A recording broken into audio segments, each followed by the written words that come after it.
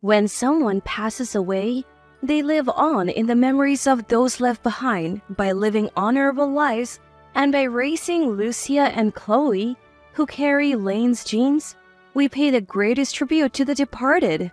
That's what Mom told me. Yeah, thank you. I'll do my best. Even though Chloe and Lucia are just in middle school, to have lost Lane, the person who helped me recover was Mom, who lives with me. It might sound like Mom is this calm and wise person, but hey, what's this bitter paste? Mom, you're making weird health foods again. I grated the entire clementine, skin and all. The skin has nutrients, so eat it all up. What? Try it yourself. Chloe, fix your bed hair. Never mind that. Eat this, Chloe. Your bed hair is cute. Our typically noisy mornings are happening again today in this home. My name is Caitlin. I'm 44 years old. I lost my husband Lane, who was 2 years my senior, 2 years ago. A health checkup revealed a disease, and things went downhill fast after that. Mom, who was already living with me, saved me from my grief. Her comforting words soaked into me, perhaps because she had already lost Dad. Thanks to her, I have been able to recover this quickly. Mom moved in after Dad passed away. Lane had suggested that she live with us, saying it would be lonely to live alone. Since the kids were grown, we had a good system. Mom handled the housework. I worked part-time and Lane was a full-time employee. Everything was going well until then. Losing Lane suddenly was unimaginable. He was a kind and sincere husband. I had no complaints about him, but there was an issue. It was a concern I had even before Lane passed away. And after his passing, that concern grew even larger. The root of the problem is Lane's sister Neva. Neva is a home economics teacher. Her husband is an older social studies teacher and they have a daughter and a son. What a perfect family! But the competition from this perfect sister was incredibly intense. I love my job as a teacher.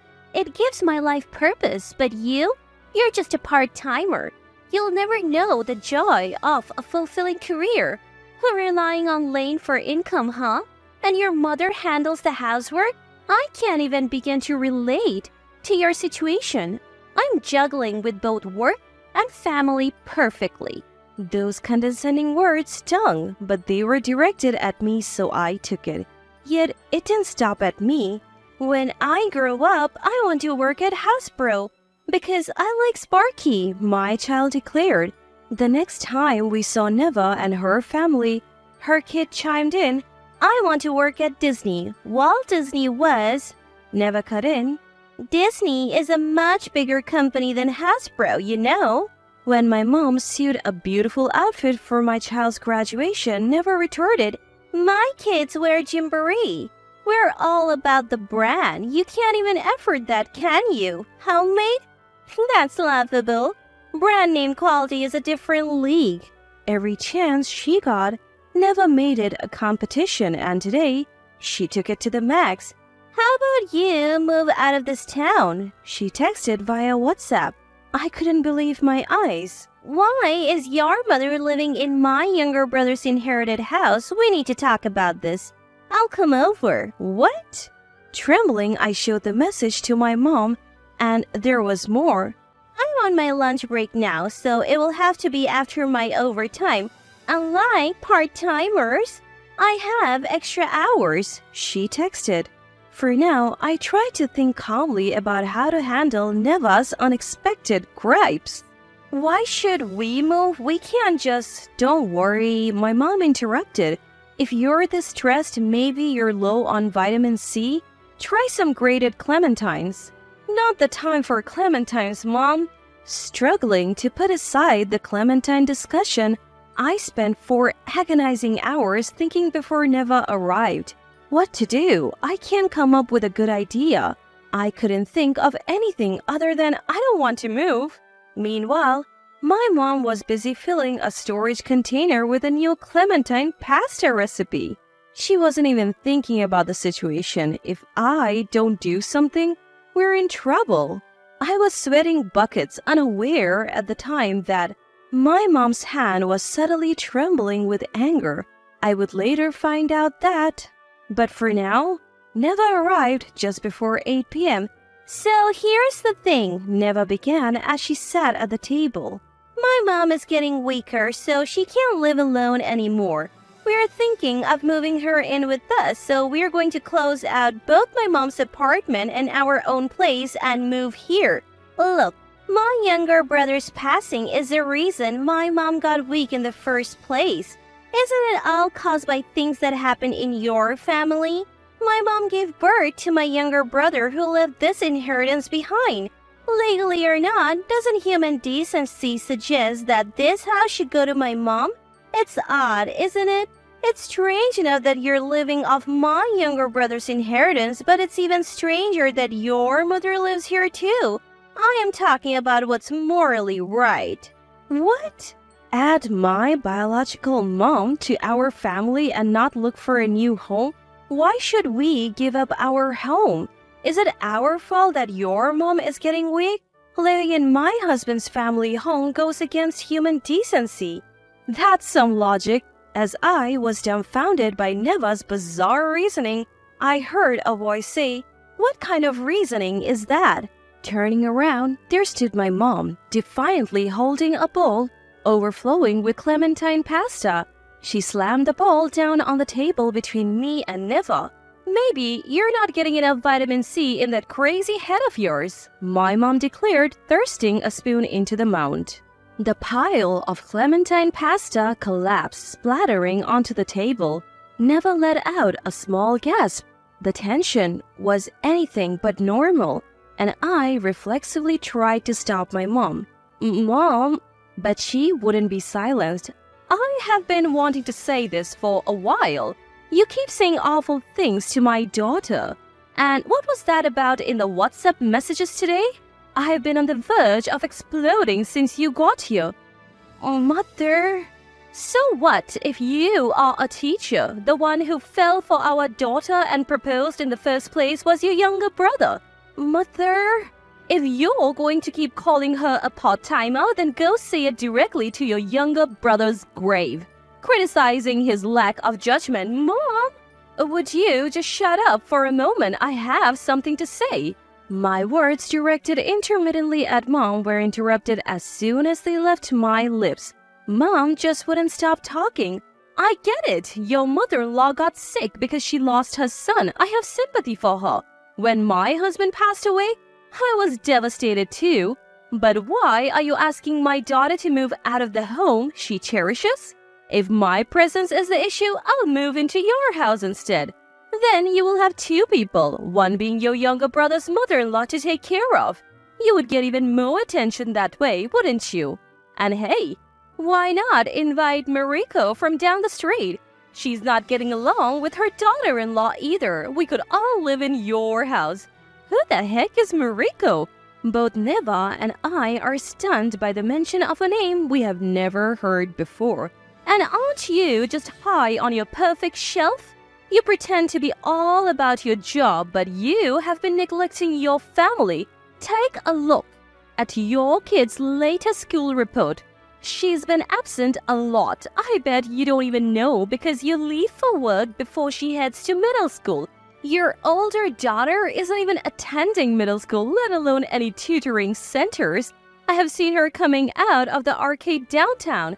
When I asked her about lunch money, she said she takes it from your wallet. How can you say you're responsible at work when you can't even keep track of your own wallet?" I'm shocked that Neva's daughter isn't attending middle school, a fact I wasn't aware of. But even more shocking is that Neva, her mother, didn't know. Even more unbelievable is that Mom knows all this. However, my surprise is likely dwarfed by Neva's own disbelief. Neva seems lost for words. Kids don't have to go to middle school, you know. It's just one part of society. Maybe she would have been happier at another school.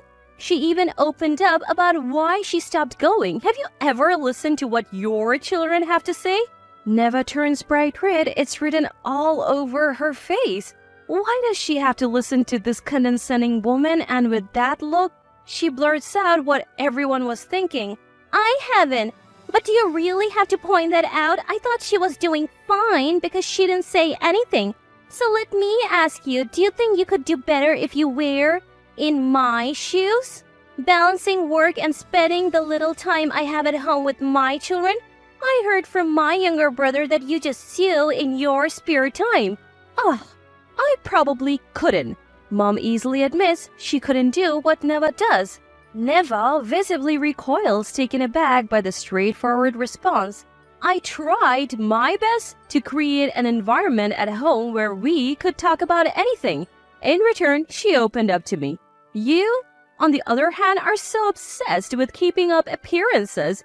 You made her say she wanted to work at Disney, a place she doesn't even want to be at. You even made her memorize quotes from the founder. You know why she refused to go to school? Because she thought if things keep going like this, I'll end up at a worse high school than Chloe. What did you say when you saw her test scores? She's going to a middle school with a lower rank than Chloe. Are you trying to shame me? Then you muttered something like, I can't rely on her anymore. If she's going to lose, I have to find a way to get them out of the neighborhood before high school entrance exams. I got it now. I heard both sides, yours and hers, and I'm convinced your daughter isn't your accessory.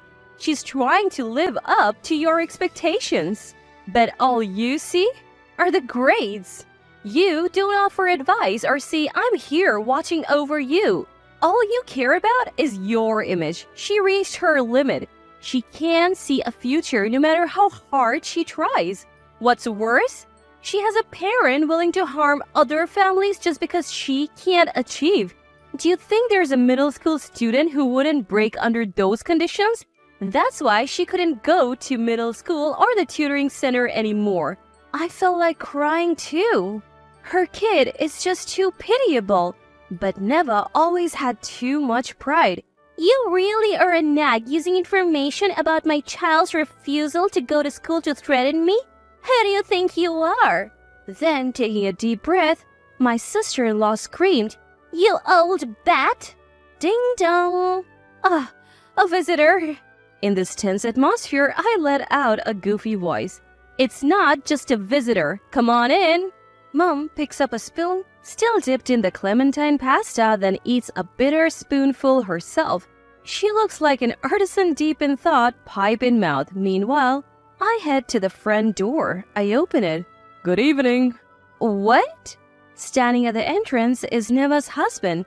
Neva is a bit older than me, and her husband had a receding hairline. Your mother invited me. May I come in? Sure. Still not understanding the situation, I led Neva's husband into the living room. Sorry about this, I borrowed your phone book and called him for the 4 hours until this woman arrived. I was worried about what you would do, Mom says, brushing aside the matter of the phone book. Well, then, Mom directs me to take a seat and offers the chair next to her to Neva's husband. Once seated, she takes control again. Say what you just told me, but here and now, she demands of Neva. Neva is at a loss for words. Fine, I'll say it for you. Listen up. Your wife called me an old bat. Neva's husband is left slack-jawed, and understandably so. Suddenly summoned here and told just this line, anyone would be confused. I decided to explain on her behalf. It all started with a question. Why is your mother also living in this house that was the inheritance of my younger brother? Neva had stormed in and shouted, It's ridiculous that you're living here. I want to bring my mom here, so please leave. During the conversation, she looked down on me because I work part-time. She also pushed her unrealistic expectations onto her own child, causing the child to stop attending school. Realizing her child wasn't meeting her expectation, she schemed to kick us out. That's what led to this eviction drama. I explained all of this succinctly. Neva's husband listened and nodded. After hearing everything he said, Neva, first of all, you said you wanted to move, but I didn't know you meant this house. Why didn't you tell me? The idea of kicking everyone out to move in is absurd. And as a social studies teacher, I have to say, his tone hardened. Old age is a testament to knowledge and experience. It's unacceptable to belittle that with disrespectful words. He continued, how many people have you sacrificed and looked down upon to maintain your own pride? You have looked down on my sister-in-law who's a part-timer while boasting about your own job. Our daughter is so stressed out she can't even go to middle school anymore. Our house is a mess because you don't do any housework. But I thought it was my responsibility since I chose to marry you. That ends today. You have been too full of yourself. Finally, he deeply apologized to us. As a husband, it's my last role to apologize on behalf of my wife. I'm sorry, and thank you for telling us about our daughter. I heard Neva sobbing in the background. My mom then said to Neva, the clothes you are wearing now, they're from Gymboree, right? I used to sew for Gymboree. I never knew Mom worked for a major apparel brand like Gymboree. I found out for the first time too. The clothes she said were specially made were actually made by Mom. No wonder the clothes Mom made were always so durable and beautiful. In the end, Neva and brother-in-law got divorced. Brother-in-law took custody of their 2 kids. After taking custody, he moved and Neva left her middle school teaching job, now uncomfortable in the small community where her false facade had been peeled away. As for me, I continue to live a joyful life every day with my energetic mom and my cheeky 2 daughters. Mom, what are you up to now? I'm making a bitter melon pasta. Stop, please. Thank you, Mom. You will always be a hero to me and my daughter.